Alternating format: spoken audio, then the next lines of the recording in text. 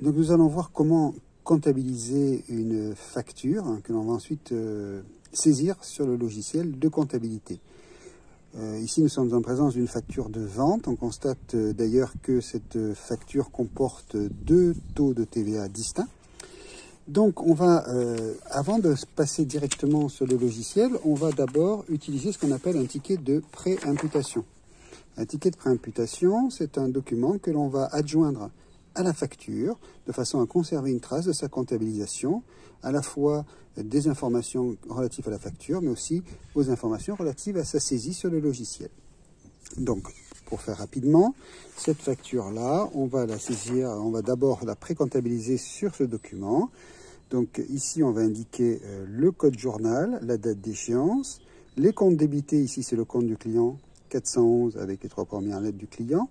On n'a pas obligé, bien entendu, le libellé qui comporte le nom du client et les numéros de la facture. Ici, donc, on a le TTC. Et là, vous constatez que, étant donné qu'on a deux taux de TVA sur cette facture, on a utilisé deux comptes de hors-taxe, spécifiques à cette entreprise, bien sûr, et deux comptes de TVA collectés, encore une fois, spécifiques à cette entreprise. On s'assure que le débit et le crédit sont bien égaux. Donc, ce ticket, on va le terminer en mettant la date du document. La date du document, si je regarde, c'est un document qui est daté du 1er septembre. Donc, je vais noter ici la date du 1er septembre de l'année N. Une fois que j'aurai saisi ce ticket, j'aurai fait d'abord tous les tickets de toutes les factures, j'aurai agrafé ce ticket avec la facture pour conserver une preuve. Vous voyez qu'il y a encore des zones qui ne sont pas remplies. Par exemple, payez-le et le moyen de paiement. Ces cases-là nous serviront le jour où cette facture sera payée.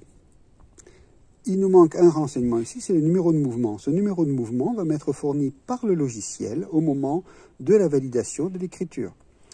Admettons que le logiciel vous renvoie le numéro de mouvement numéro 16. Je vais noter ici le nombre 16. Ce numéro de mouvement sera très utile puisque à partir de ce document, je pourrai retrouver le mouvement dans le logiciel de comptabilité et de même, à partir du logiciel de comptabilité qui me donnera la liste des mouvements, je sais que le mouvement numéro 16 correspond à cette facture puisque ce document est agrafé à la facture. Une fois que j'aurai saisi cette facture dans le logiciel, je vais pouvoir la mettre dans une sous-chemise qui s'appelle facture des clients à encaisser. Voilà, je vais placer donc cette facture là-dedans.